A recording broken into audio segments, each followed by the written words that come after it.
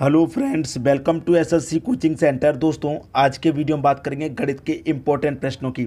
और आज के वीडियो में जितने भी मैं फॉर्मूले बताऊंगा सवाल के लिए, उन सभी को आप साथ के साथ नोटबुक में नोट करते जाइए, ताकि आप जब प्रैक्टिस करें तो आपको सभी फॉर्मूले याद रहें और आप एग्ज़ाम की तैयारी अच्छे से कर पाएँ। तो सभी फॉर्मूलों को नोट करते जाइएगा। चलिए स्टार्ट करते हैं। पहला प्रश्न है, 3.5 सेंटीमीटर व्यास वाले वृत्त की परिधि है। परिधि पूछ रहा है, वृत्त की परिधि।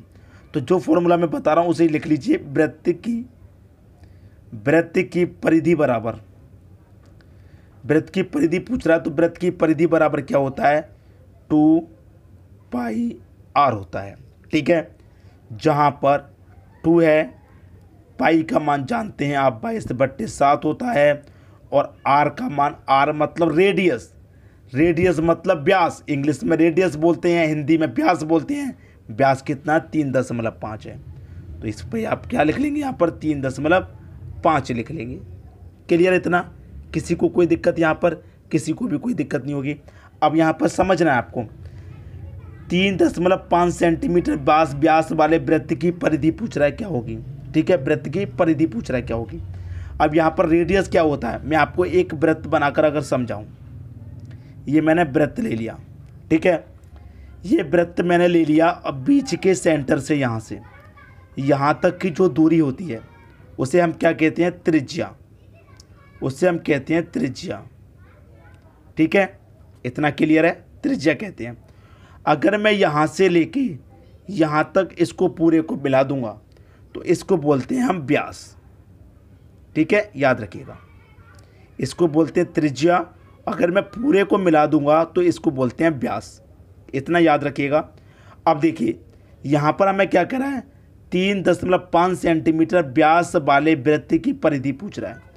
ये पूरा सर्कल है और सर्कल का आधा हिस्सा होता है हमारा व्यास। समझिएगा, ये पूरा मेरा सर्कल है, ये पूरा मेरा सर्कल है, और सर्कल का ये आधा हिस्सा हमारा व्यास है। पूरा हिस्सा नहीं, आधा है। तो हमारे पास सर्कल कितना है, 3.5, और इसका क्या होता है, आधा हमारा व्यास होता है।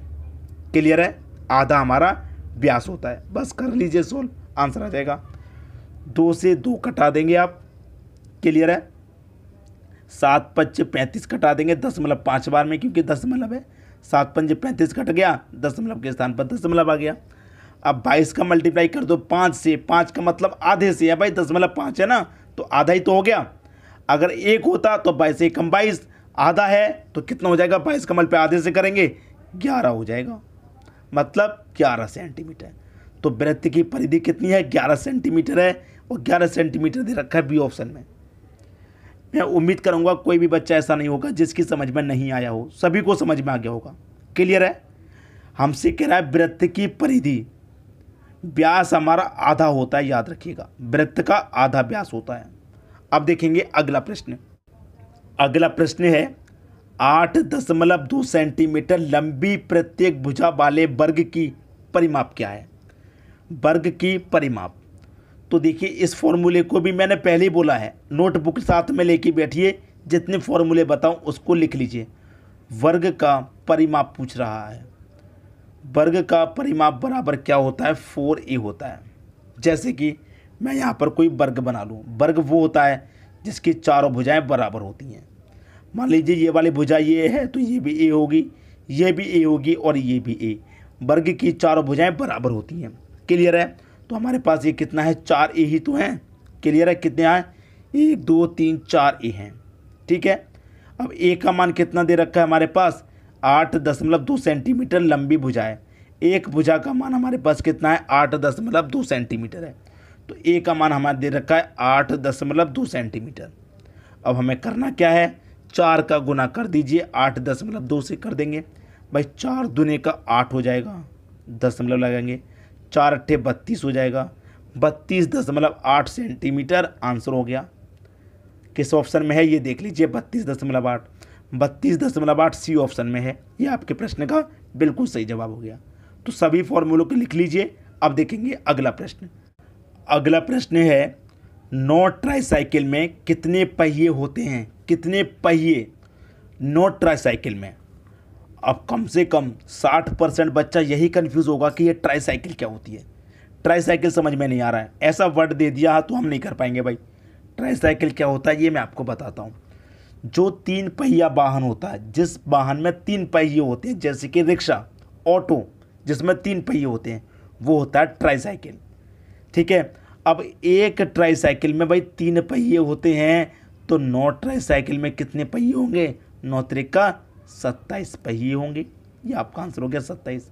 बताइए कठिन है कहीं पे? 9 ट्राईसाइकिल की बात कर रहा है। एक ट्राईसाइकिल में 3 पहिए होंगे, जो भी 3 पहिया वाहन होगा, रिक्शा ऑटो जिसे कहते हैं 3 पहिए के लिए, तो एक में 3 होंगे, तो 9 में कितने पहिए होंगे? 27 होंगे। बी ऑप्शन सही हो गया। आज के बाद ये ट्राईसाइकिल नाम का शब्द सुन के कन्फ्यूज मत होना। ट्राईसाइकिल का मतलब होता है 3 पहिए वाला वाहन। ठीक है, अब देखेंगे अगला प्रश्न। अगला प्रश्न है 1 सही 1/2 में कितने 1/2 हैं? भाई बहुत अच्छा प्रश्न है। 1 सही 1/2 में कितने 1/2 हैं? जैसे कि मैं कहूँ कि यहाँ पर 6 है, 6 में कितने 2 हैं? तो 6 में कितने 2 हैं? 1 2 2 2 3 2। कैसे पता चलेगा? 2 2 4 2 6। 6 में कितने 2 हैं? 3 2 हैं। ये कैसे पता चलेगा? ये पता चलेगा, हम बताते हैं कैसे। जो यहाँ पर संख्या है हमारी 6, पहली वाली संख्या में प्रश्न है 6 में कितने 2 हैं। जिस तरीके से 1 सही 1/2 में कितने 1/2 हैं, उसी तरीके से 6 में कितने 2 हैं ये बताना है। तो 6 में यानी पहली संख्या में दूसरी संख्या से डिवाइड कर देंगे। 2 से मैं इसे डिवाइड करूँगा 3 बार जाएगा, तो इसका मतलब कितने 2 हैं? 3 2 हैं। 6 में कितने 2? 3 2। मैंने आकर के बता दिया। यहाँ पर भी वही करेंगे, पहली संख्या में दूसरी से डिवाइड करेंगे। जैसे यहाँ पर पहली में दूसरी से क्या, वैसे ही पहली में दूसरी से कर देंगे। तो पहले मैं इसे सॉल्व करके लिखूँगा 2 1 कम 2, 2 में 1 जोड़ेंगे 3/2, डिवाइड करेंगे दूसरी वाली संख्या से, मतलब 1/2 से। अब ये 3/2 है, डिवाइड वाली संख्या को गुना में चेंज करेंगे तो आपको मालूम है संख्या पलट जाती है, तो ये पलट जाएगी, 2 ऊपर हो जाएगा 1 नीचे, 2 से 2 कट जाएगा, बचेगा क्या आपके पास 3। 1 सही 1/2 में कितने 1/2 हैं भाई? 3। सी ऑप्शन सही हो गया। क्लियर है सभी को प्रश्न? किसी को कोई समस्या नहीं होगी। अब देखेंगे अगला प्रश्न। अगला प्रश्न है 2 संख्याएं तीसरी संख्या से 20% और 50% अधिक है, तो उन दोनों संख्याओं में अनुपात होगा। भाई 2 संख्याएं तीसरी संख्या से अधिक हैं, ये पहली संख्या हो गई, ये दूसरी संख्या हो गई, और ये क्या हो गई? तीसरी संख्या। ठीक है, जो पहले की 2 संख्याएं वो तीसरी से पहली तो 20% अधिक है। अब मान लीजिए तीसरी संख्या आपकी 100 है। जब कोई चीज़ आपको नहीं पता होता, कोई वैल्यू, आप उसे 100 मान लेते हैं। अब हमारी जो पहली संख्या है वो तीसरी से तो 20% अधिक है, और 100 से 20 अधिक मतलब 120 हो जाएगा। जो दूसरी संख्या है वो 50 अधिक है, तो 100 से 50 अधिक 150 हो जाएगा। जो 2 संख्याएं वो तीसरी से 20 और 50 अधिक हैं, तो तीसरी से ये 20 अधिक हो गई और ये 50 अधिक हो गई। क्लियर है? अब पूछ रहा है दोनों संख्याओं में अनुपात होगा। भाई इन दोनों संख्याओं में अनुपात पूछ रहा है। पहले संख्या 120, ये 150, दोनों का अनुपात बता दीजिए। 0 से 0 कटेगा, 3 चौके 12, 3 पंजे 15, 4:5 हो जाएगा। 4 5 4 5 बी ऑप्शन में है। ये क्या हो गया? आपके प्रश्न का बिल्कुल सही जवाब हो गया। भाई दोनों संख्याओं में अनुपात पूछ रहा है, तो हमने दोनों संख्याओं का अनुपात बता दिया। तीनों का पूछता तो तीनों का बता देते। क्लियर है? पहली का और तीसरी का पूछेगा तो पहली तीसरी का बता देंगे, दूसरी और तीसरी का पूछेगा तो इन दोनों का बता देंगे। कैसे भी पूछे बताना है। ठीक है, अब देखेंगे अगला प्रश्न। अगला प्रश्न है 56 m 4 11 से पूर्णतः विभाजित होता है, तो m का मान क्या होगा? भाई 56 m 4 11 से विभाजित, तो m का मान पूछा, m की जगह पे क्या आएगा? देखिए 56 m 4 विभाजित है कितने से? 11 से। m के स्थान पे क्या आएगा? अगर मैं इस m के स्थान पे मान लीजिए 0 ले लेता हूँ, 0 4 हो जाएगा। ये डिवाइड कितने से करेंगे? 11 से। तो करिए, 11 पंजे 55 कटेगा, इधर काटते हैं, 1 बचेगा 10, नहीं जाएगा 104। 104 11 से नहीं कटता, तो पहला ऑप्शन गलत हो गया। ठीक है, 1 ले लेते हैं, 56 m की जगह पे मैं 1 ले लेता हूँ, बाद में 4 है। डिवाइड कितने से? 11 से। कटाइए, 11 पंजे 55, 1 बचेगा 11, 11 कम 11 कट गया, 4 नहीं कटा, तो ये भी सही नहीं है।